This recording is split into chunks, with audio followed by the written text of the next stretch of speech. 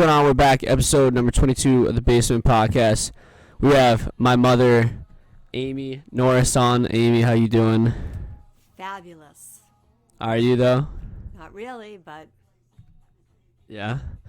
All right, Amy, same thing. Geez, stop shaking. Same thing that we did when Dad hopped on. Talk about your childhood, where you were born, because I think you hopped around a lot. Right, did you? Like you moved a lot? Well, not really. I was born in lovely Manchester, New Hampshire. And then when I was 5, we moved to Wellesley.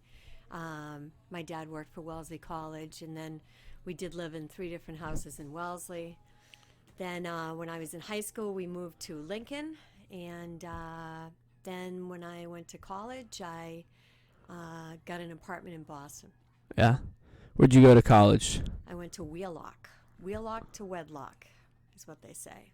I must ask for my money back on that one. All right. Did you play any sports growing up or no? Like, Not give more. really. No. No. Did you go to is Wellesley High School? Was that a big high school or Lincoln? You went to Lincoln. I didn't go to Wellesley High School. I went to the Cambridge School of Weston, a private high school in Weston. Oh, okay. There's a lot of like goody two shoes there. Just the opposite. Really? It was mostly kids that had been thrown out of other schools for drugs or alcohol. So it was a party school. Yeah. Okay.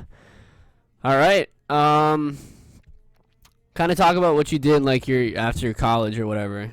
Like what'd you do? Well, after college, I lived at home for a year in Lincoln and then saved up enough money to buy a condo in Magnolia and commuted from Magnolia to Newton, working the graveyard shift at Howard Johnson's. But I made a lot of money. And then when that closed, I got a job at the Millstone in Ipswich. And that's how I met your father. Oh, yeah? You want to explain that story? Actually, we're talking about, like, Howard Johnson's. Like, you're talking about, like, you're missing all the cool stuff. Like, all the, like, okay. So, like, Howard Johnson's. like, the cool stuff. Like, you're, like, kind of, like, you're just, like, it's been 2 minutes and you're just, like, brushing off, like, 30% of your life. Okay. So, at Howard Johnson's, working the midnight shift, had a lot of fun and got to know some really interesting people. The Celtics used to meet their bus there. So, the Celtics players used to... come in, get takeout and things like that. But I got to know Johnny Most and Tommy Heinsohn on a first-name basis, and they were a lot of fun. And another celebrity from WBZ, Lavelle Diet, who was really interesting person. But most of the time it was people that worked in the service industry, so bartenders, waitresses, getting off of work and coming there after hours, and I made a ton of money and had a lot of fun. But working 11 to 7 at night, there's not a whole lot of life outside of that. Yeah, that'd be tough. I don't even get how do you even sleep during the day? Well, you really don't. So at one point I worked 6 days a week because it was easier to work 6 days.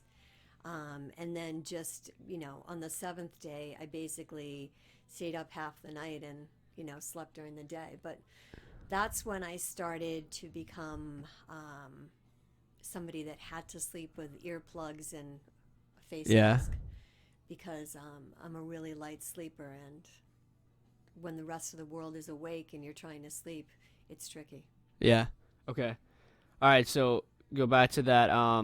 You started working at the Millstone. How did you meet Dad?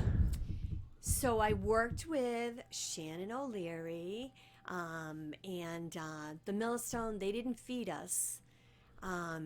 We ate Anadama bread all shift long, but they did give us one free drink after the shift, and that one drink typically went right to your head. So we were hanging around after work one night, and George's brother Josh came in to pick up Shannon, and I said to Shannon, "Oh, he's awful cute. Has he got any brothers?"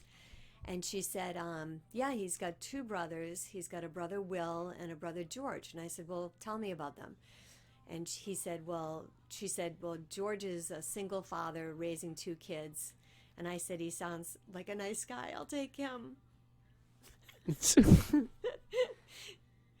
I mention I'm really sappy? What is going on? We haven't even gotten to the worst part yet. I know. All right. Jeez, like I don't know what am I supposed to say now? All right, so we went on a blind date. yeah. Went on a blind date, and let's see, what did we do? It was on Halloween. We met in the parking lot of what is now the YMCA, and went on a blind date. Went to the Hart House for dinner, and then we went up to Newburyport to some club, and I forget the name of it. But the next day, here I go again. The next day, I was taking a walk around my neighborhood, and I remember thinking that my life was never going to be the same again. Yeah. I mean, then you took on like a big task, like obviously going for him, considering that he was by himself in that house on Jeffrey's Neck with two kids already. With Josh there to help him. Yeah, Josh was, yeah. Yeah. And that's why I remember you talked about that on the podcast. Like, Josh helped him so much just because it was like a perfect thing. Like, Josh came out of college and like he needed something to do. He needed a place to live. And right. It was perfect for both of them. But how long were you there at the house on Jeffrey's Neck? So like, well, how long was it before you got married? So you blind date. We met in on Halloween 1992, and then we got married May 4th, 96, and Josh was still living there. In fact, we went on the honeymoon, and I remember on the way home from St. Martin, Dad said to me, it's going to be weird after spending a week with you, not being together, even though we're married. And I said, what do you mean? And he said, oh, Josh isn't moving out for another week or so. So I went home to my apartment, and then Josh moved out and I moved in, and I can't even remember how long we were there, but we were there till probably 1999. Right, I think that's what I remembered here. 1999. Okay, and then you moved Dad's here. the one that's good with dates, not me. Yeah, I remember. So how was that being in that house? So you were still working at the Millstone while you were in that house? I was. Yeah. When did the Millstone shut down? And then Millstone actually shut down in 2000. But the building was still there for a while, I remember, because we used to go to the Y and it was still there. It was just really run down on the left-hand side. Yeah, I don't know what they were doing with it at that point, but 2000. So the Millstone, like, for anyone that doesn't know, it's like where the powder houses are. Like, that's on the left-hand side. I don't think was there even anything on the right? Yeah, there was an apartment building. Okay. There was an apartment All right. building there. But yeah, so it's just like there was like two, like, there's a Millstone and the apartment buildings, and then still that same like road / little like driveway type of thing to go to the Y on the back side. I don't know where I was going with that, but we were just talking about. And then you moved into this house. Then right? We moved into this house because we wanted to have room for a baby. That's you. Yeah. Okay. Then you had me in 2001. When did you start working at Small World?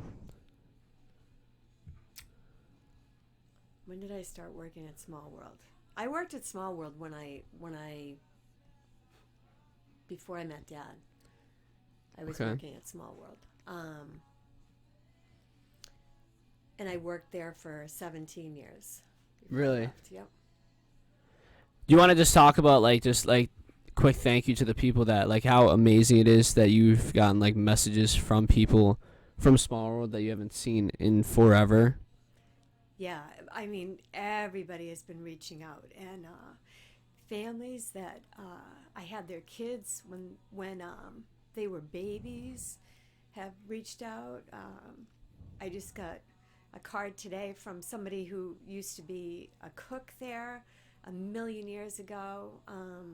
Just absolutely amazing. Real support from everybody. Yeah. Well, I think it like speaks to the type of person Dad was, but also the type of people like you are and stuff like that. Like you worked at a daycare, and like it'd be like how much of a relationship you can build from that, and it's like you built a lot of relationships. Absolutely. Like relationships that 20 years from now, when something tragic like this happens, they cared about you so much in the relationship that you built with them back then that they were to reach out. And it's crazy It is crazy. that they still like remember that just because of how much of a positive impact you had on them. All right, so 2001, whatever. I start going to Small World with you. That was super. Why am I forgetting the word? Like it went hand in hand because like I was at daycare, you were working well, I there. remember Dad say, "Well, if we have a baby, what are we gonna do with the baby?" I said, "Well, I kind of work at a place that you can bring babies to." Yeah. So yeah, I used to come in and I'd be able to, rub your back and put you to sleep and everything. But yeah, there were times that you didn't want to separate from me, so people used to peel you off of me, Yeah. and you'd be screaming, "No!" Yeah. I So remember. sometimes it was hard because it was a really open concept daycare center, and I had to like run around like I was, in a minefield, like ducking behind things and everything, so you wouldn't see me. Yeah. All But right. it was nice. It was nice, knowing that you were in a place that I trusted everybody and I knew what was going on. Yeah. And I think that's where the relationships that because parents that didn't have the luxury of being there all day like I did, they're trusting you with their babies, Yeah. their kids, and going off to work, and that's a lot. That's a real lot. Yeah. That's super true. I know it was super nice when we went to Jake Burnett's dad's funeral to see a lot of people from Small World there, or just like families from over the years and stuff like that. And it is kind of crazy because it's like Michael, Woodlands, Lampkins, like the relationships that Owens. we've built. Yeah, just talking like all these relationships that we've built over time, like is all stemmed from that. Right. And the fact that like we're all still together now is like, it's special. It really is. Yeah, Lampkins. Yeah. I said that. Did you say that? Yeah. I said Michael, Woodlands, Lampkins. Like, Yeah. but yeah, so let's transition into that. So how did it all end at Small World? Because I kind of remember this. I remember Very there was a yellow pretty. building, right? Al's building was yellow. No, purple. He painted it purple. Really? I thought it used to be yellow. Hideous color purple. So let's see what happened. He was convinced that he could make more money, and his son got involved, and another girl that was working there who was dating his son. That is the downfall of every small business Absolutely. ever. Absolutely. But it was greed. That's the downfall of it. Well, everything in general, but it always stems from the children. Right. And then the So- parents should just like give into it, and then it just. So he, at one point, I remember he decided that he didn't want to pay the teachers for their breaks, which we had always been paid for our breaks. We got a whoopity-doo half-an-hour break, and he didn't want to pay us for that. So I remember saying the Friday before I got fired that I remember saying to his son, this might be the hill I die on, but I'm not going to work for a liar or a thief. And 3 days later, I no longer worked for a liar or a thief. I was out of work. He came in with a guy that he had as a co-owner, and told me that he was laying me off, and they were good enough to give me my vacation that they owed me, and everything. But it went really ugly after that. He tried to sue me for ruining his business because a whole bunch of the parents took their kids out, and in the next 2 years, he went through 8 different directors, and the state ended up closing him down, and the landlord seized the contents of the building. And I still don't think it's ever been the same since, because I think Carolyn from the Clam Box works there. It's called A Bright Beginning now, and really? she says it's still like bad. Well, a different company took it over and everything. So Yeah. But that is amazing. Like, touch on that more. Like, when you got fired, like, what percentage of the families that took their kids there do you think like would backed out just because that you were gone? So I had 121 students enrolled, and I think it went down to like 65. It was like mass exodus because because people came in and it was just it was just a mess. Yeah. Staff left, kids left. People didn't know what was happening. They didn't know who was running it. They didn't trust who was running it. It was just a really, really bad thing. And a lot of people left. And he tried to say that I was running an illegal daycare in my house. I remember coming out to the driveway, putting you in the car one day, and a woman walking down the driveway saying that she was from the state and she was investigating an illegal daycare center that I was operating out of my house. And I said I didn't know where I was hiding all the kids because the kid that's here is my kid.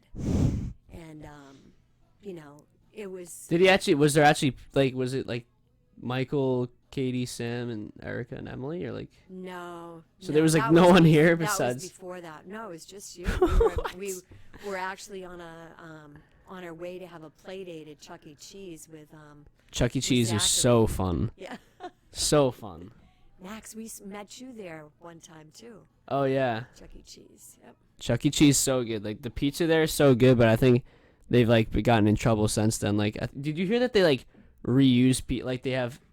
Have you ever seen that? Sounds disgusting. I did hear that. That they have like different size slices for like my because they just like whatever ones don't get eaten, like they just save overnight and they just. So gross. So gross. It was so good though, like the mechanical mouses and stuff. All I remember is it's one Ninja Turtles game there that was so much fun, so fun. A lot of time there. Yeah. That was all right. We'll get there. We'll get there. So after Small World, then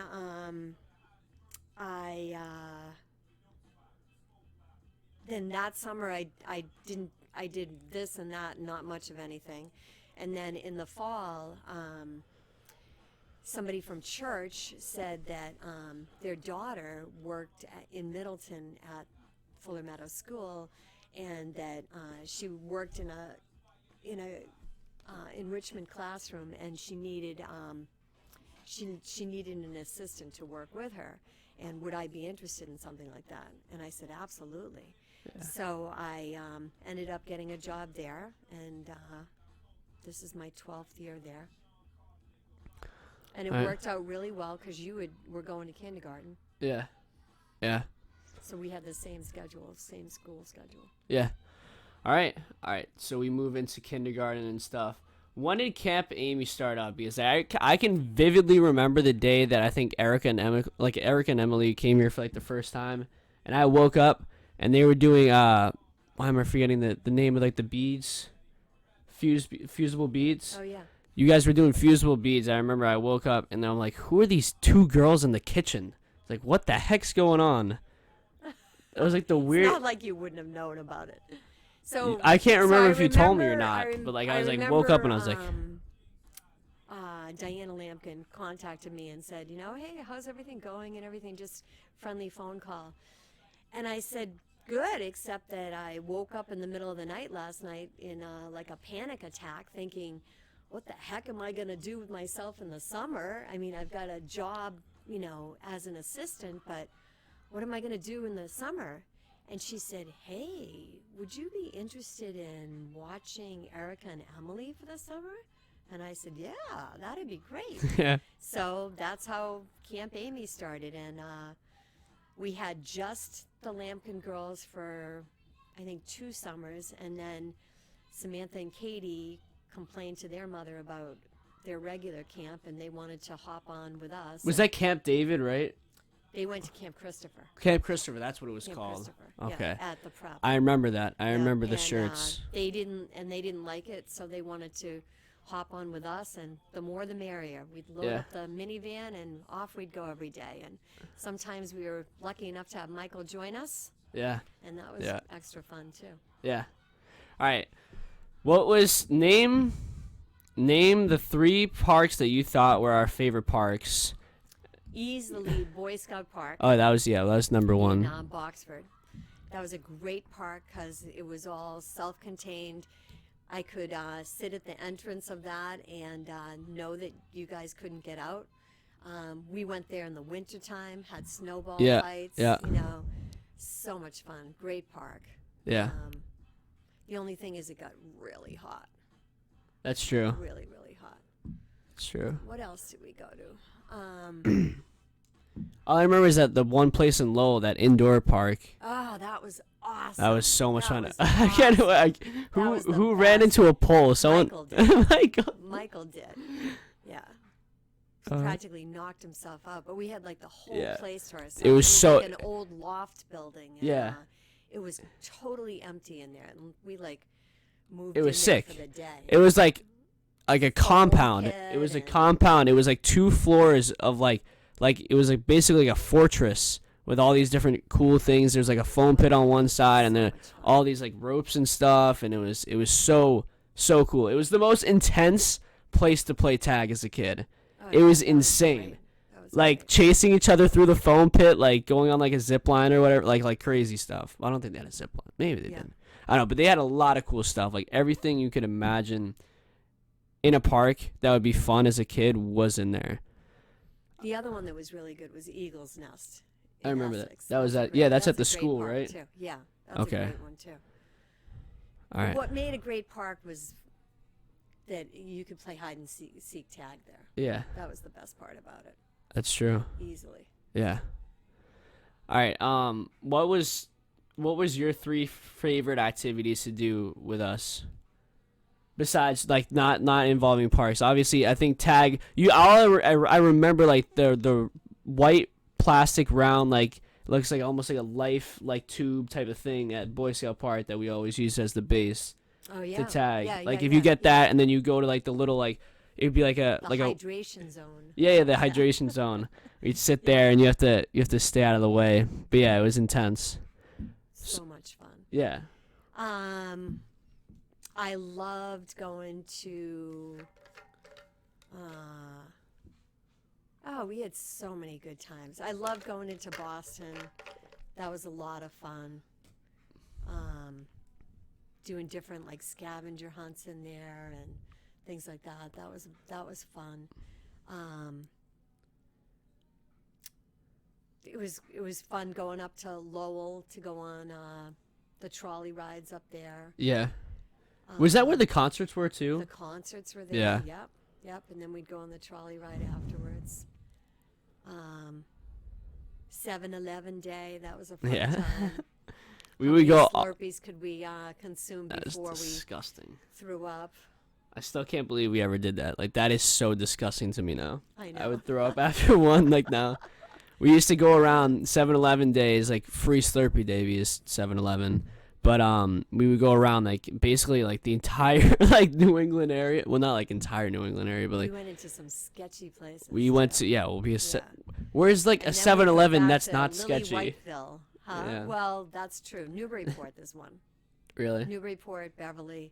Oh. Yeah. But a lot of the places that we went to, it was Well, like we went to like Lowell and Lawrence got just scary. to get a free Slurpee.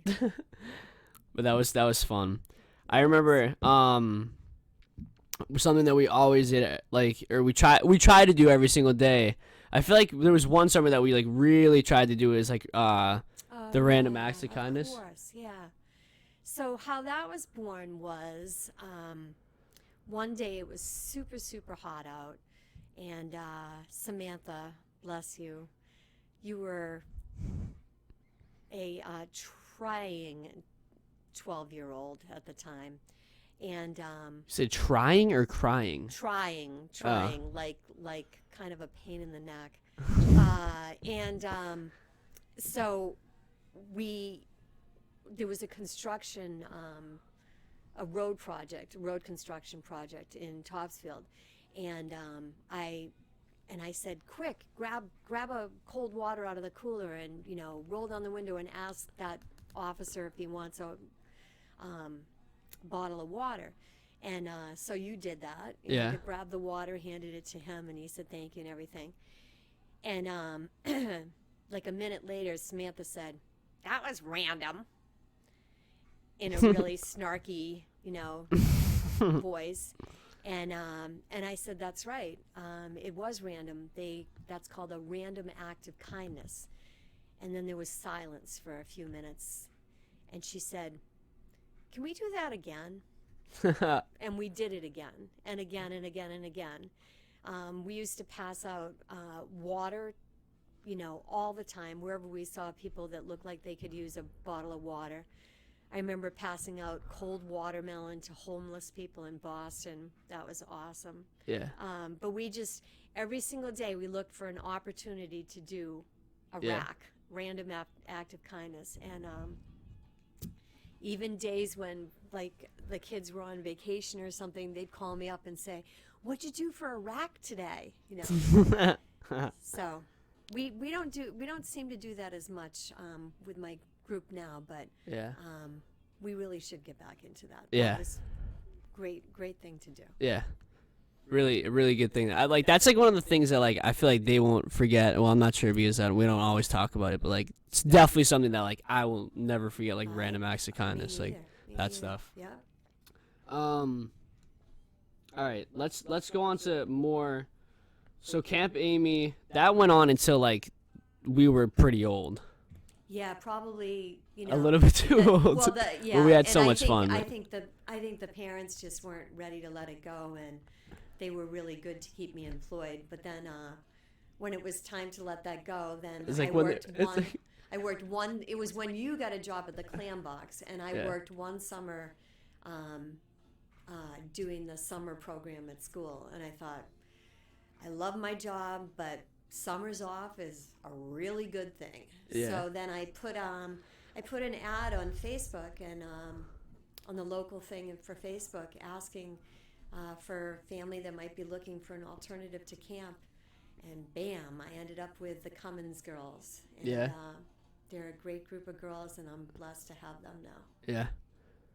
They're awesome. But they'll go and grow up on me too someday. But yeah, no, that was funny. Picture we saw a van full of kids basically up until high school. Literally We did. we were Samantha. A little more challenging how to entertain you, but we had some great mall scavenger hunts. Oh yeah. I don't know how she found a way to keep us entertained every single day, and I don't that sounds so general to say that, but each and Emily, Erica, Samantha, Katie, and Michael will attest to that. Obviously everyone else watching probably has no idea what I'm saying. Maybe Ben, Ben came with us sometimes or stuff Ben, Ethan, stuff like that. Yeah. But she found a way to entertain us every single day. I remember we used to go to the Y basically every day to swim and stuff like that. And we went around to a lot of different Ys too, which was cool. Yeah. I've literally not gone to any other Ys besides Ipswich in the past 5 years, but we would change up Ys here and here, Marblehead, Beverly. There was a lot of cool. Yeah. Marblehead, I always remember that they had a 16-foot one They or had 16 a great feet. spray park outside. Yeah.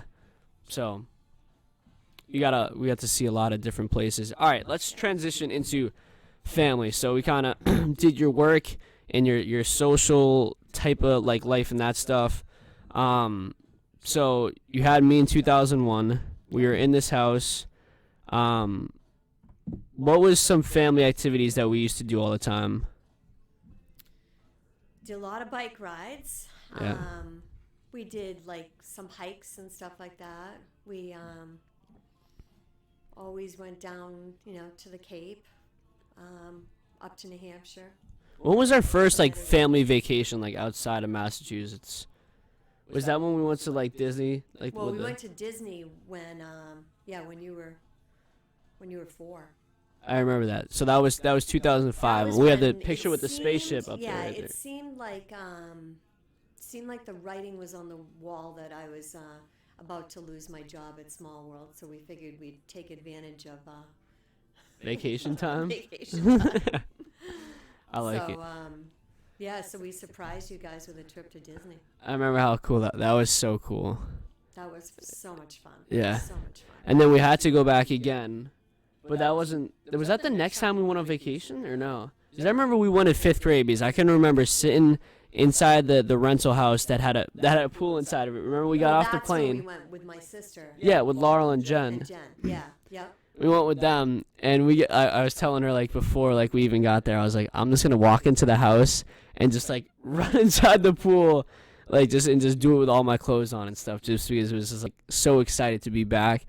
And I did it, and all I remember is sitting. I know it's 5th grade too, because that's when Dynamite came out. It's a song by I think Tayo Cruz or whatever. Oh, yeah. You have no idea this. Dynamite. Yeah. That song. I don't know if that's how it. No. It's not like that. it is. Yeah. I don't know. Okay. It's like Well, I whatever. came to dance, dance. Yeah, dance. that's the song I'm thinking of. Yeah. All right, yeah. So, but no, I just remember it's 5th grade because of that. But that was super fun. We snuck into this packed restaurant that was like reservations for like 2 hours, and we were just like, what do we even say? Like, trying to get autographs. yeah, from like Goofy and oh man, that was funny. That's one of the pictures that we had though. Mm-hmm. Right? From one of the slideshows that I had my Club Penguin hat on, and we were there with like one of the people. It was funny because everyone was looking at us. The security and all the employees are like what are these people? Like, where are their seats? Like, we'll send them over to your table. Yeah. Like, oh, well, we're tired of waiting. So. That was so funny. And then, like, they caught on to us and we, like, ran for, like, the subway or whatever. We're just like, go. Yeah, and then, because Laura had a broken foot and we're like, go. And she's, like, hobbling. She's like, that was fun. Florida's probably our family's hotspot. I feel like we went there all the time. You mentioned that in Dad's obituary. That was after that vacation, because Laurel figured that since we were in Orlando and the Red Sox were playing in Tampa, we should go down to Tampa. And since we were going to be in Tampa, well, that's not far from Sanibel, so we'd go down to Sanibel, because Sanibel is my favorite place on earth. So we went down there. Yeah. You weren't convinced it was your favorite place on earth because it was salt. Well, I don't like salt. Wicked salty, and I really don't like salty water. Well, you got covered with salt and you were really uncomfortable. Like my but eyes. As I was in the water, I said I have to bring Daddy down here.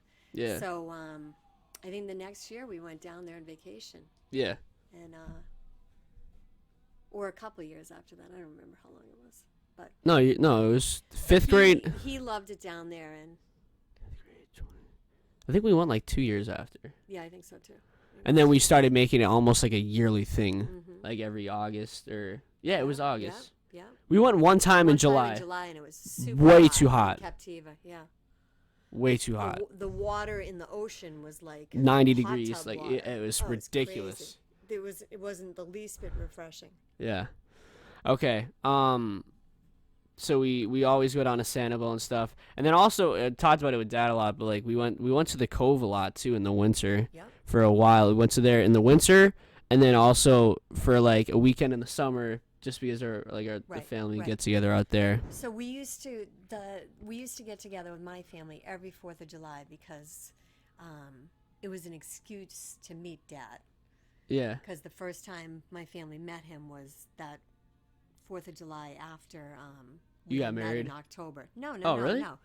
And they wanted an excuse to meet him. So then it became a family tradition that every 4th of July or thereabouts around that time, we'd get together, and it was usually down at the Cape. Yeah. Grandma's house down the Cape. Yeah.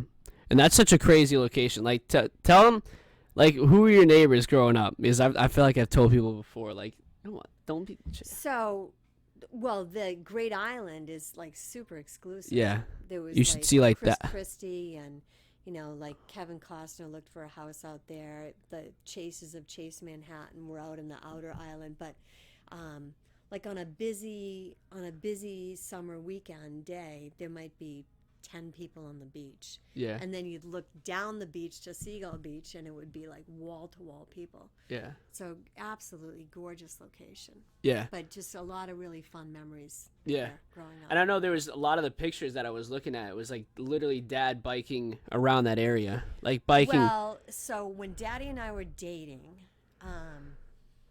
my dad, when we were kids, my dad used to go out past the second gate, which is to the out island Yeah. where the Chases of Chase Manhattan live and everything. And he used to bring us around there. And I hadn't been out there since I was little, but when Daddy and I were dating and we went down there, I thought, well, I'll take him out to the out island on bikes. And we got busted, but it was fun. Yeah, I remember that because there was the picture of him like in front of that second gate with like the Right, stairs up right. on the left. Yep. But that was super. That's a super nice location. It was like that was so nice because then John's Day, that's in August, right? Yep. End of August. August. Yep. And that's when, like, there's like two. Oh no, yeah. Do you guys used to have a house in Hilton Head? Did Grandma and Grandpa? Hilton Head too. So we went down there before, and that's in South Carolina, and I am not fond of alligators at all. And you and Dad had me so nervous. So we went to Hilton Head, and it was at night or whatever, and we like just got to the place. You know what the place? What was it dark. called? Dark. What was the place called that we? Do you remember? I forget. It wasn't that bad at all. It was pretty nice. No, it was nice. But whatever you call it, it was pitch black out, and I remember I hated this. Dad made this like hissing noise behind me when I was pulling my suitcase, and it was so dark out, and like when it's dark out, you can't see in the water, you can't see anything, We and were the walkway right next to the was water there, too. like Yeah. alligator takes 2 steps, bites my leg, I'm gone forever. like I'm done. So I was so nervous. And I remember this is just such a George thing to do in the moment. It's like 10 o'clock. It's so dark out. And he just like makes this like hissing noise behind me and like stomps. And I was so scared. I like flew. That was so scary. And we had pictures from that trip on that Yeah. on that too. bikes on Yeah, that bikes. Hilton Head's And when really we nice for biked biking on the along beach. The canals, all the gators were on the banks. Yeah, that was scary sunning too. themselves. Once you were, again- you were convinced you were going to fall off Yes. the bike and get Of eaten course. by an alligator. Yes. Yep. Never know. Like that'd be if you slipped down into like one of those banks, like I don't know if I know. anyone has been to Carolina or anything like that, but it is very much so that it's like a quick steep drop into the water, and it's like the alligators are just sitting there like with their heads. Do you know that they stand Looking up in the hungry. water? Did you ever know that? Is that their No. heads like this and like that's their body? Really? Yeah, so they're not like laying flat, so that's why they're like this. So if you come at them, put their feet down and they're like right at you. Wow. Yeah. So it's not like they have to like go like this. Well, Like there was they're a like story about boom. a woman right in that Sea Pines area that yeah. walking her little dog, and the alligator got her dog, and she went To go to try to yeah. save her dog, and Yeah, and thanks she for died. telling me that before we went there too, no, like no, no, to no, scare that me. happened after. That There's happened been after. cases I remember I was getting so scared before we went down there. That's why we haven't even gone back since, because I hate alligators so much. I don't mind them as much anymore because I've watched videos and stuff, but they were probably give me a shark in the ocean Oh, against. man, I don't know about that. That's not as bad as an alligator. All right, let's move into present time. So whatever, we've been going to Sanibel and that stuff, and that's what you put in Dad's obituary, that he loved to just float out there forever. And when we say float out there forever, he would wake up, eat breakfast, ocean, 4 hours. Come back, lunch, ocean, another 4 hours. You come back, take a shower. The last trip down at Captiva, my sister Laurel and I went over to the ocean to kind of crash his party, and we were floating around out there, and it's super entertaining. Oh, no, yeah, watching the birds, like yeah. diving and getting the fish, and then you've got dolphins and everything. Yeah. So I can see how he could stay out there for 3 hours. He would just float out there. It was his happy place, Yeah. with his little white hat and his sunglasses on. And then his white water shirt, too, yeah. Yep. He would sit out there forever. Yep. But, I think it was just so that I wouldn't bother him to entertain you. Yeah. Yeah, but no, it was really nice. I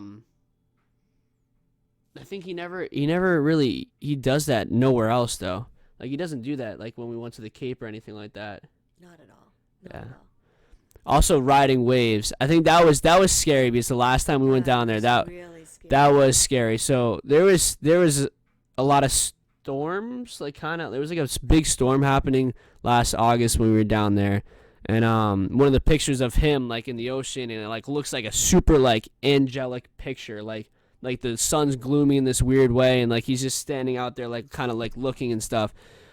I think on that day or maybe the day after or the day before, it was sometime on that vacation, there was a lot of crazy waves, and we were like, let's ride them. Like they're crazy because he came inside and told me, he's like, the waves were really good, like we should go ride them because it was weak waves like the year before, and I think previously, and like in the past couple of days and stuff, and we love to ride waves. Like when we went to Jamaica and Cancun for the weddings, the waves out there were crazy, like almost scary because there was like riptides and stuff like that. Like it was scary, but there was crazy waves, and one of them got like a really bad undertow, and it like he thought he had folded like over like because of the undertow.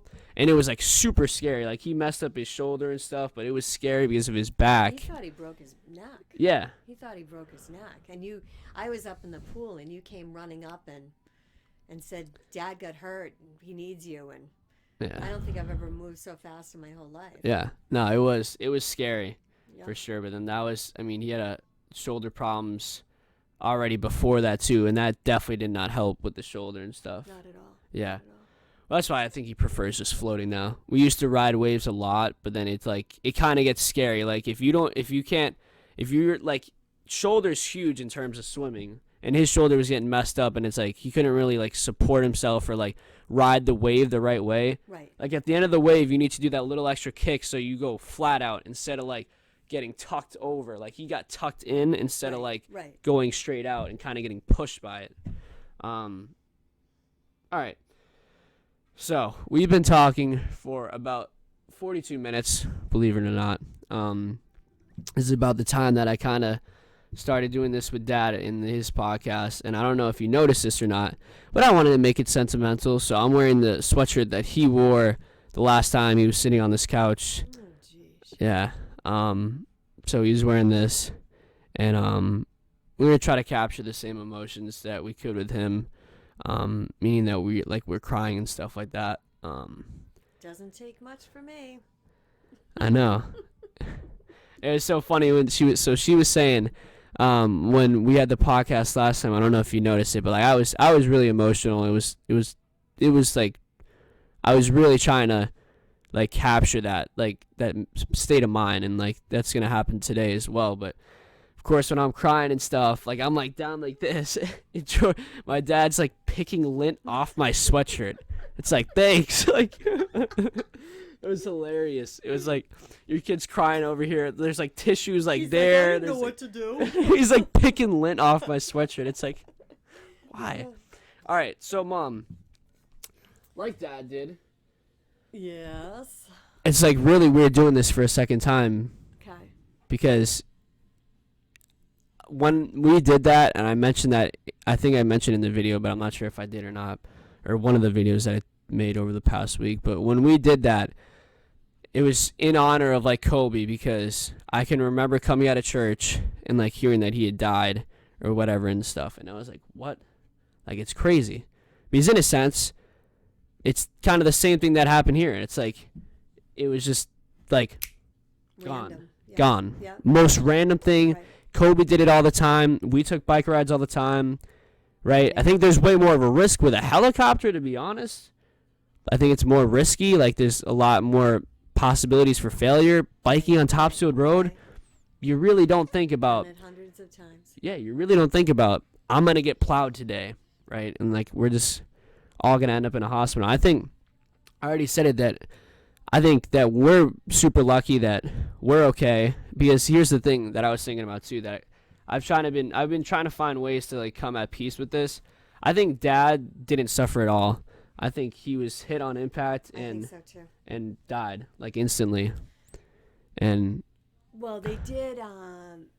They did say that they did CPR on somebody, so I think it was him. yeah. Yeah. But yeah, you can see right from the car that he hit. You know, he hit full force with that. Yeah. And then I got super lucky because I was saying it the other night, but like it was a matter of inches. Like if my vertebrae was to break anymore and to hit my spinal cord, that's what they were scared about. Oh my God. Well, because they thought that I think that's why they med flighted me, is that because they thought that I was like going to be paralyzed or like Yep.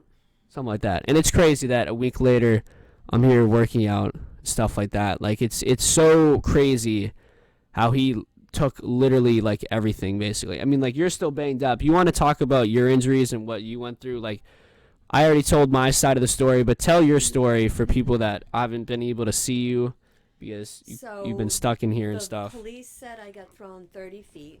I was picking leaves and sticks out of my hair for days later, so I obviously ended up in the woods or something. But I have a fractured pelvis. It's fractured in two different places. One where the hip bone goes into the pelvis, the cup there, that's fractured, and then over more towards my groin, that's broken. I have a couple of broken ribs. I had a partially collapsed lung because of the broken rib. I've got a couple of broken fingers, broken hand, and a broken tailbone. But other than that, I'm fabulous. I can barely walk around. I've got a cane. Yeah. Which I didn't think I'd need for a few more years, but I've got one. And now they're talking about maybe operating on my hand, which they kept me in the hospital for 2 days. And do you think that you have the right? Is there? I don't know. I haven't looked up that much, but like I would just saying with the collapsed lung, you having asthma already. My asthma is not like Dad's though. Okay. I have exercise-induced asthma. It's not like his. Oh, okay. His All right. was way more severe. It does scare me to go back to Mass General where, you know. And the fact that they want you to do weekly appointments, like weekly checkups. I know. When they talked about when I left there, they said we're going to do a video follow-up with you. And now suddenly they want to see me back in there. So I'm not psyched about going back in there, but I don't know. I really thought that 2020 couldn't get any worse. First we had Gina dying, then we had the virus come, and then we had Tom Brady go to Tampa. So I thought, you know, okay, 3 bad things, that's it. But I guess Tom Brady going to Tampa didn't count. So the accident takes that. But I'll tell you, getting the coronavirus would be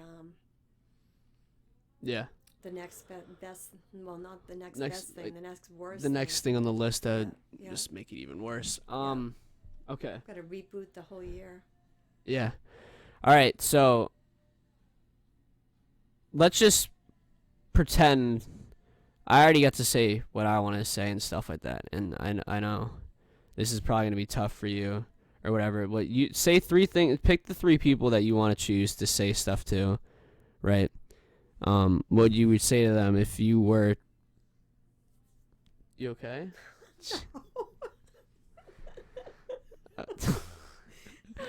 The three people you choose, and what you would say to them if you were to die today, or like tomorrow, or whatever. Like,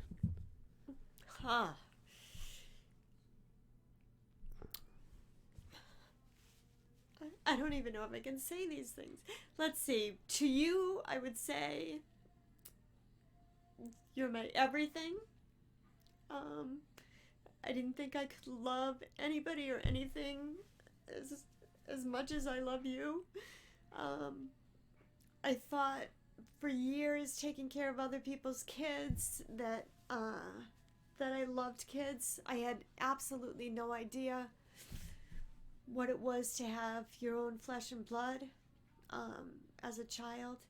I think honestly that's why God spared you in the accident, because he knew as much as losing George would devastate me, that if he took you, there would be no way I could go on. Let's see.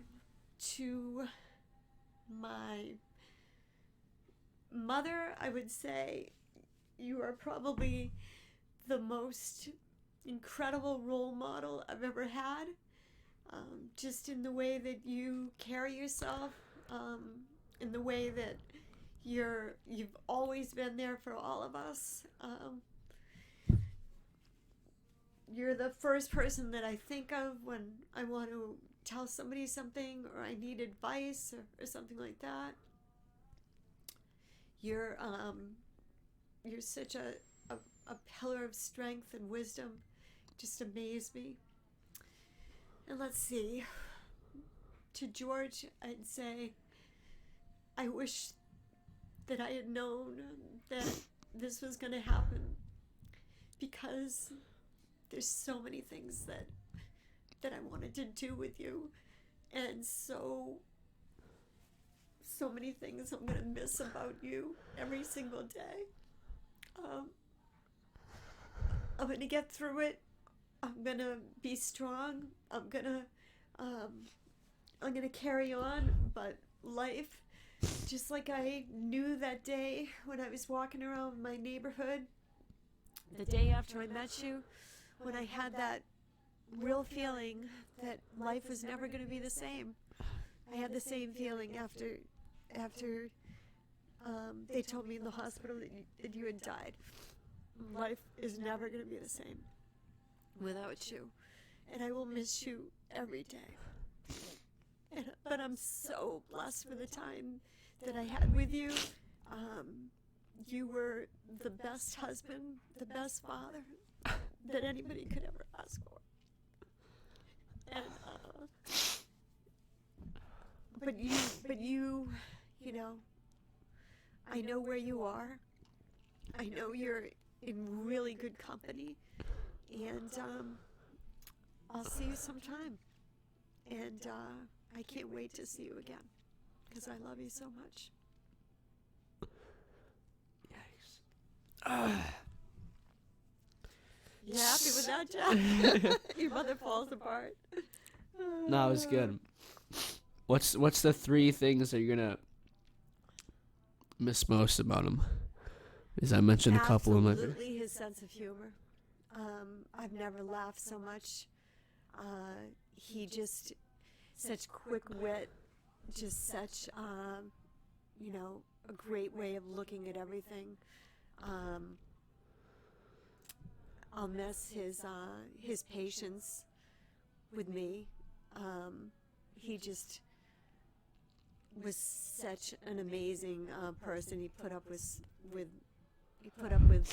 everything about me that nobody else probably would have. And I'm gonna just miss his heart. When I met him, I remember saying to my mother that nobody had a heart that was as good as his. And it's so true. He was just, and you can see by the outpouring of love and everything, everybody has, a story about George, whether, it's a customer for D.F. Clark saying, here he is in the middle of her septic field and making jokes and everything. He just had such a wonderful attitude, such a wonderful, just a wonderful way about him. And just, he was such a good person. And there was nothing phony about it. It's who he was.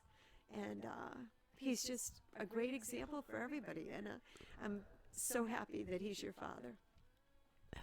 And even though he's not with you, he'll always be your father.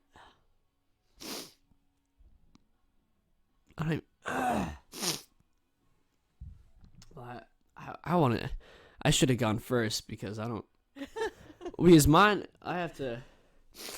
Let me pull it up real quick. If I know Nick's. Okay, no, I have them in my head. Well, I don't know. Actually, I'm gonna do a curveball, and I'm gonna. Actually, no. Should I do a curveball or no? What? I don't know what I'm saying or not.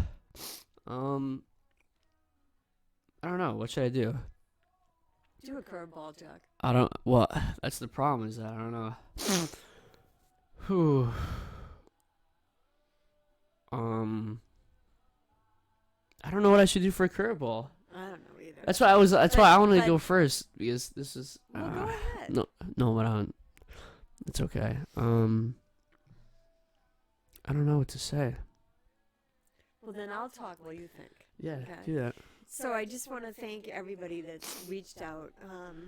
The day text messages, just checking in on us. The cards, the plants, the food. I'm gonna be so fat because I'm not walking off a lot of these calories, but I'm. You weren't eating doing all that kinds of before. treats. Yes, I was.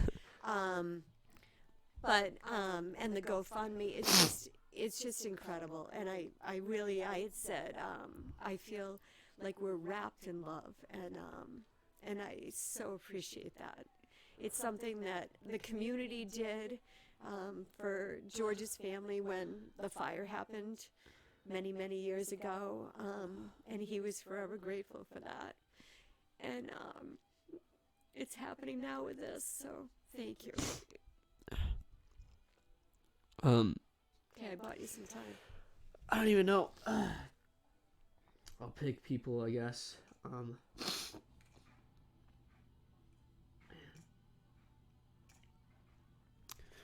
I'm gonna do. I don't know what I want to do for a curveball though. Really, I'm gonna pick two people that I haven't been on yet that were like growing up and stuff. Yeah. No, all right. Let me do. I'll do three people. All right.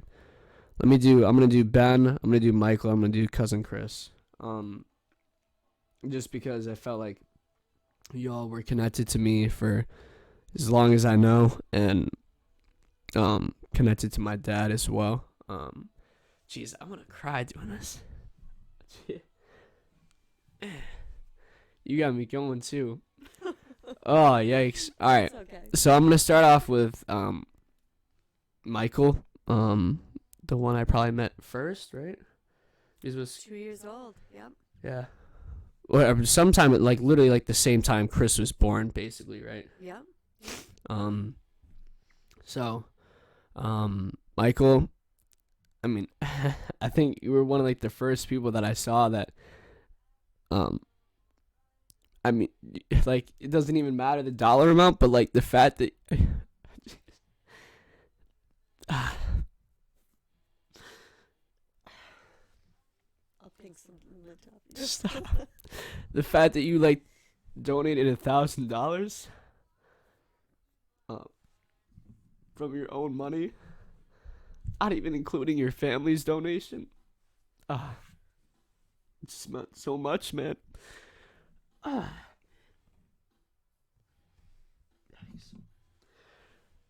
so happy that, we've stayed friends for 17 years and counting. I'm just so happy that we get to spend all the time together in the summer. Mm-hmm. That we went on that, we joined you in Cape Cod this past summer. We've joined you so many other times, just doing fun family activities. I remember biking in the past around like Marini's, I think, with our family and their family, and I think maybe even the Woodlands and other families. Up in New Hampshire, that was fun. Yeah, we've just done so much stuff together, man, and I just, jeez. I love you, man. I don't know how else to say it. I know that you were struggling this fall and stuff, and I know you always say it here, and I've said it before, man, that I've always got your back, and I know you got mine. Um, and I've said it before in the videos. I mean, this is kind of a general message to all of you, but especially, I mean, the people that I'm choosing today. You know, I know you have my back, and this is probably the toughest time of my life so far, and I'll always be there for you in the toughest time of your life. So yeah, jeez.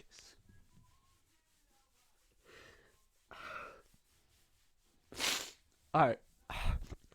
So much more I could talk about with Michael. It's just all the times we spent down here, all the endless hours that we've spent together playing sports, practicing sports, playing video games, just talking, hanging out with families, just watching the Patriots over at your house and getting in trouble for stupid stuff. But Remember New Year's Eve down at the Cove? Yeah, that was Walking so much. through the blizzard. R.I.P. Aaron Hernandez, so but much fun. that was, I remember watching them in the restaurant. That was the red, like, classic winter, or like the red Patriot jerseys. Sorry. The red Patriot jerseys that were classic, like in the winter. It was Tom Brady. It was two tight ends. It was Gronk. It was Aaron Hernandez, and that was some good Patriots football to watch. And I remember that. I remember it felt like I almost flew off the ground. Like the wind, I was really light when we went there, and it was like a blizzard. And like we were walking out of the restaurant, all holding on to each other, like trying not to like get lifted off the ground. And I swear, all my life to this day, that I got like a little airtime. Like the wind actually like picked me off the ground. Yeah, it was crazy. Yeah. All right, let's go on to we'll go on to Ben. Ben, man, I was just trying to catch up on a lot of the stuff. I try to see the stuff that happened, what all of you were, the amazing things you all were doing on social media, on the day of the accident when none of us had any contact to the outside world. We were hit. We had no idea what happened, and we were just stuck in a hospital for. You was like 48 hours. I was 24.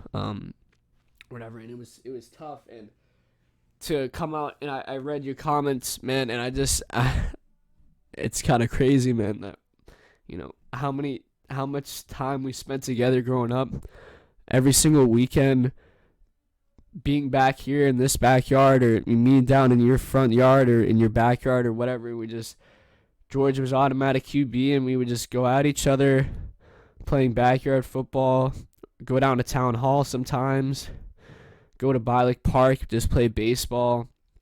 I know you're gonna probably laugh at this, but I don't think George ever brought it up, but he'll never forget the one time when Ben beat me so bad, and it was Dad's fault. Dad was pitching terrible, and he made an error, and I freaked out so much. I went in the car and I started crying because I lost. And this is everyone just for filler, like for context. This was Ben. You're gonna laugh. I hope you laugh at this, but like this is when Ben was like, I was so much faster than him and stuff at this time, like this point where we were, that I was like, there's no way he should beat me. Like he should not beat me. Like Ben was so competitive. Yeah, well, because So Ben was like competitive. Ben had like the skills down. Ben really had to get the skills down because he wasn't there physically yet, right? Like Ben's obviously there physically now, but at the time Ben was like, he could throw the ball really fast and he could hit the ball pretty well, but he couldn't run for like his life. He couldn't like move fast at all. So I felt that I should have beaten him almost all the time, like, and I remember Dad costed it, and I was so pissed. Went in the back seat of the van, and I was punching the chair and stuff, and I was yelling at him on the way home. But I know Ben will never forget that. It was just such an. I don't think I did it more than once. Maybe I did, but I hate losing. I still hate losing to this day. Especially to Ben. Especially to Ben. Yeah, Ben knows that, but I love you, bud. I know. I still got you up on the chalkboard up there from what the Woodlands used to call him, Benito. when we used to pick you up in the summer and we would go to the Y and stuff like that, and you would hang out with the Camp Amy squad, and I felt like we always just hung out together, and like I said with Michael, I always got your back, and I know that you always have mine. At the toughest times. And then Chris, I know that we kind of got disconnected.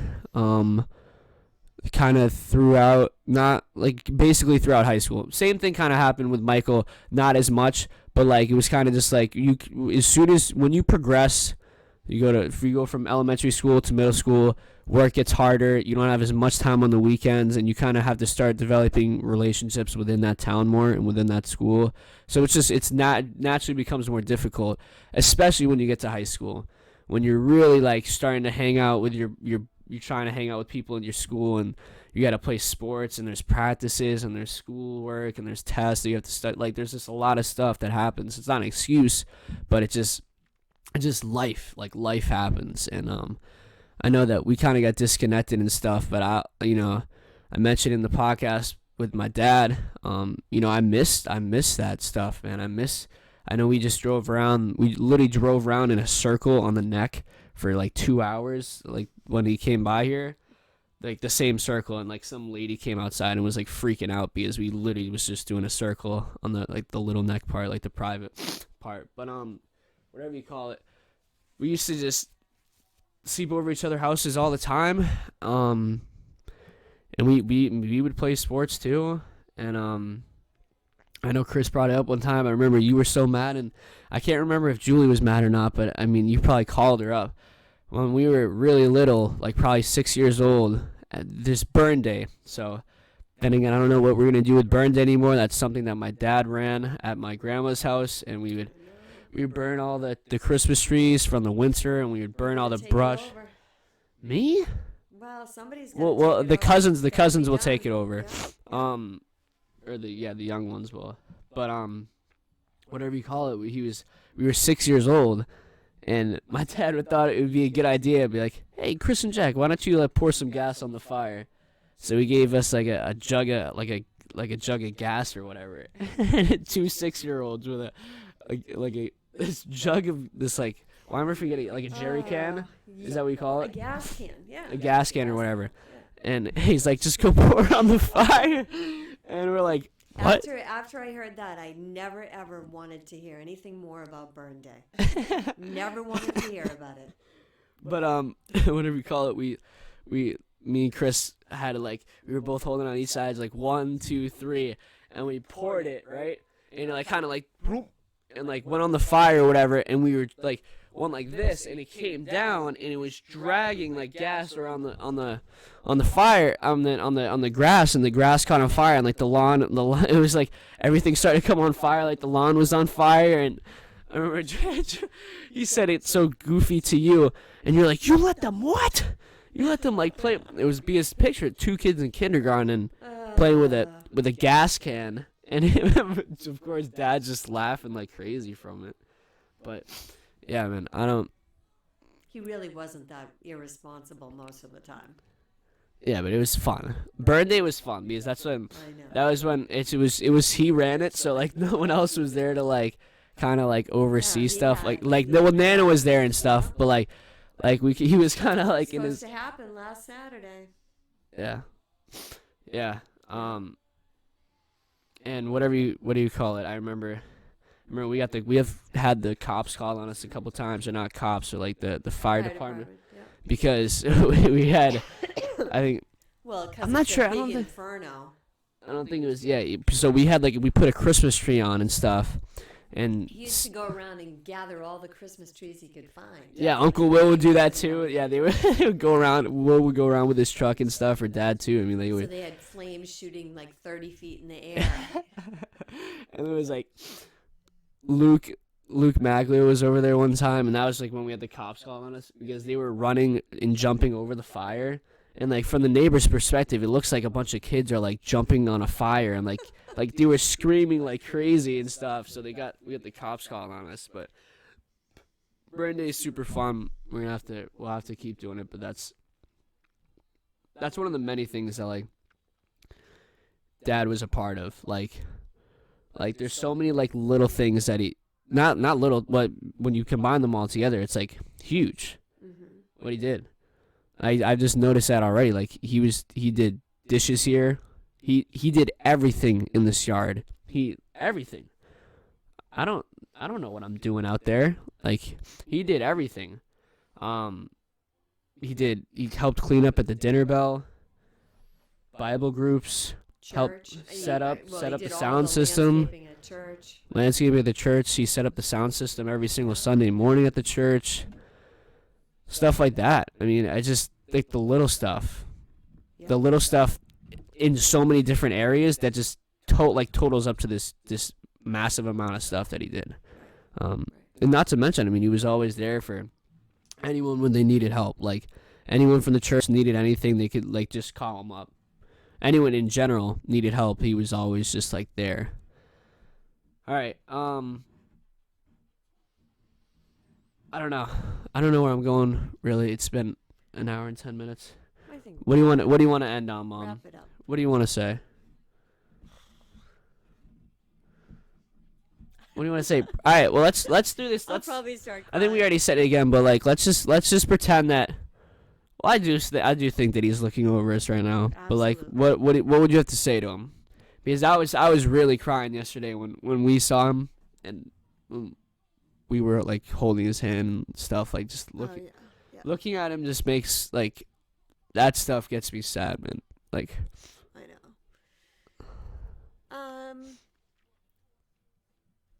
What would I say to him? I'd say we're gonna miss you.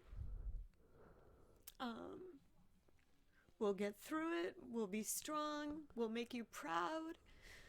And we'll see you again. I mean, that's really it for me too. I don't know what else to say. And we'll get justice for you too. We are gonna find out what the heck went on with this woman that hit us, and we're gonna make sure that this isn't something that is just Tossed to the side. Yeah. Exactly. And it's not about the money. It's about, that it should never be that a family goes out for a bike ride on a beautiful day when there's like no cars on the road whatsoever. So there was nothing dangerous. You can keep talking. The camera died. Nothing dangerous about what we were doing at all, and it should never have ended the way that it ended. And I'm thankful that Jack, you didn't get hurt more badly. Yeah. Really thankful for that. I pray that I heal. Being that much older, I just hope that my body comes back together so that I can resume normal life. But we'll get justice for him. Yeah. All right. I mean, just holding him yesterday. I'm already gonna miss. I mean, I've already missed it. It's been one full week since both of us have been home without him, and it's weird. It's really weird. I can't express it enough. I don't know. There's not a lot of words. I mean, there's plenty of words to like use as synonyms to describe how it feels, but it just doesn't. It's just not right. Like I've been saying that this is the weirdest feeling in the entire world because not only are we already in an unprecedented time with the virus and all being forced to be home, but like, and that's another thing is that this all wouldn't have happened if there was no virus. Why we wouldn't be biking on a Thursday morning? We or Thursday afternoon. Yeah, you both would have been working. I would have been at school, getting out, going to EDP, and it's stuff like that. That's And we wouldn't have been on Topsfield Road for that long of a stretch, because it would have been a much busier road, and we didn't go. We never went on it because it was just too busy. But like, it's a Thursday and the virus, like there's no cars, so it's like, all right. I don't want to talk about the accident too much, like whatever. But like you said, we are going to make, like what you said in the podcast, continue on the upward trend, and we're going to continue to make the Norris name proud, make it be a name that when people think of it, they think of, a family that's endured a lot, but always comes out and is always like the first people to be there for others when they're struggling, and always walking around and just having a smile on their face, making other people laugh, and just being a positive impact, and not only Ipswich but this entire community. It can continue to share that love. I mean, I feel like everywhere that you went and everywhere that Dad went, there's just all those people that have come together at this time just because of how much of an impact you both made on their lives, and that we've all made on everyone's lives, and how much they know that it's affected.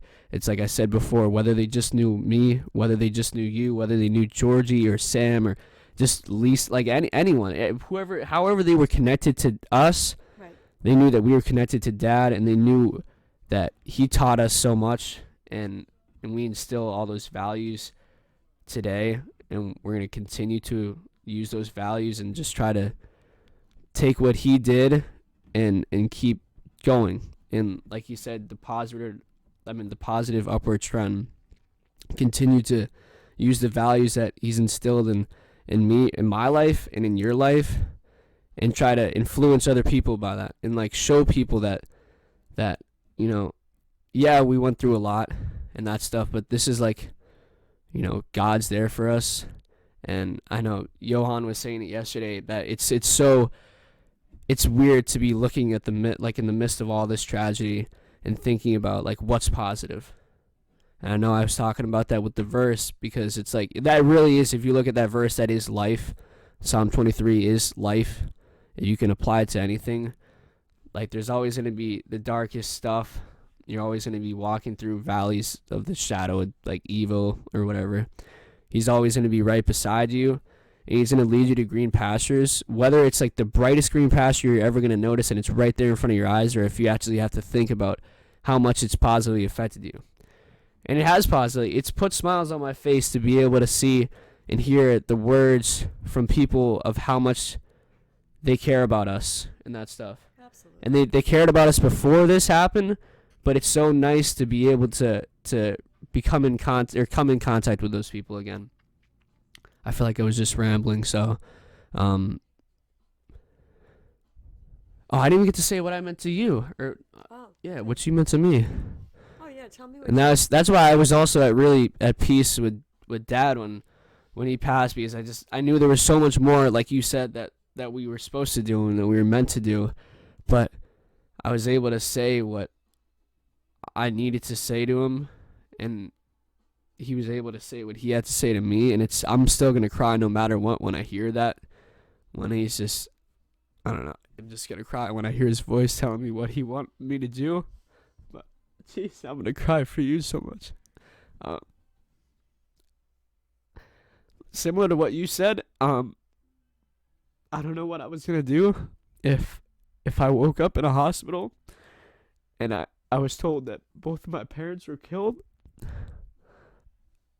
I don't know. I don't know what I would have done, because I don't know what I'm doing. Both of you have been there for me each and every single step of the way. I got a letter from Mr. Wood today talking about how Dad was always in the stands and stuff like that, and it's like, you were always in the stands too. And I know we kind of skipped over the sports and stuff, and how you were always there for us, giving waters and always in the stands. And Max was talking about it the other day, how he's always talked about how he misses. I know everyone misses when we used to party started. Yeah, at baseball, and it's just all those moments that we've shared together, and just I don't know what I would do if I was to lose you too, because of this stupid virus, or just even from the accident. So I love you. You've taught me how to be, I don't know, you taught me how to care for people, and how to build relationships from the littlest things. I just think about that daycare center thing so much. Is that's not like the biggest thing. And when you think about it, a daycare center, you don't think that you would build lifelong relationships with families from there, but you really did. And I don't really know what I'm saying. I'm kind of rambling right now. My head's all over the place. But I think every single summer that we spent together, every single day that we spent together, you taught me how to be a good friend. You taught me how to care for people. And you always taught me how to be kind to people and how to do the right thing for people. And then also just how to have fun. That's one thing that your whole entire family has taught me, is like how to just have fun and how to just mess around and just have good times, and embrace each other. I don't know what else I'm saying here. I love you. Love you more. Alright. I love you too, Dad. Bye.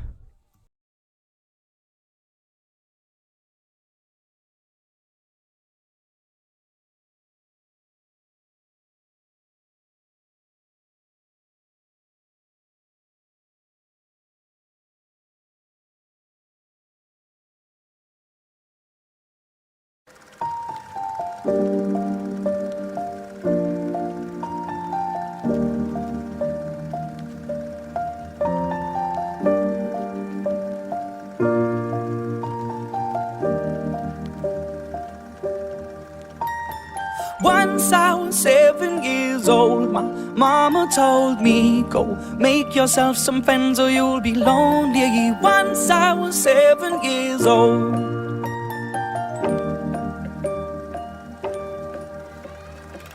It was a big, big world, but we thought we were bigger, pushing each other to the limits. We were learning quicker. By 11, smoking herb and drinking burning liquor. Never rich, so we were out to make that steady figure. Once I was 11 years old, my daddy told me, go get yourself a wife or you'll be lonely. Once I was 11 years old.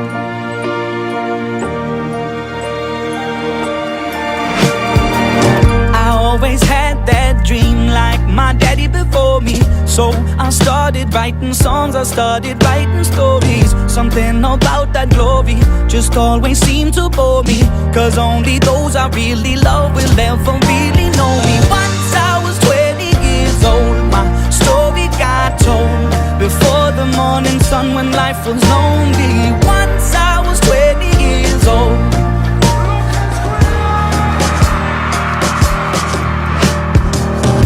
Only see my goals, I don't believe in failure, cause I know the smallest voices, they can make it major. I got my boys with me, at least those in favor.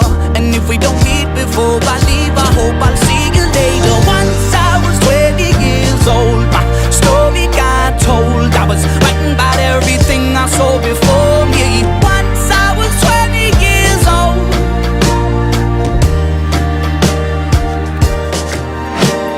Soon we'll be 30 years old. Our songs have been sold. We've traveled around the world and we're still roaming. Soon we'll be 30 years old.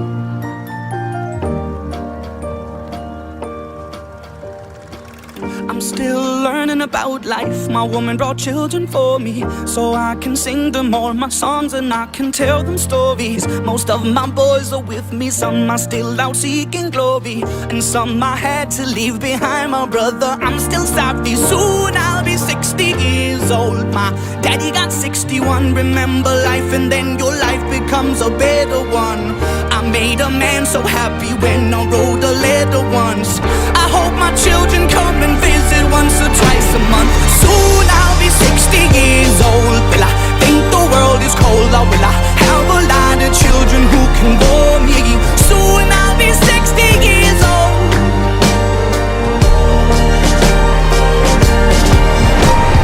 Soon I'll be 60 years old. Will I think the world is cold, or will I have a lot of children who can bore me? Soon I'll be 60 years old.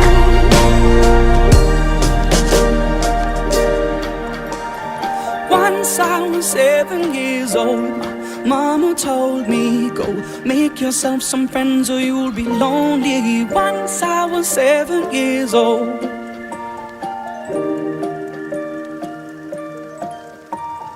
Once I was 7 years old.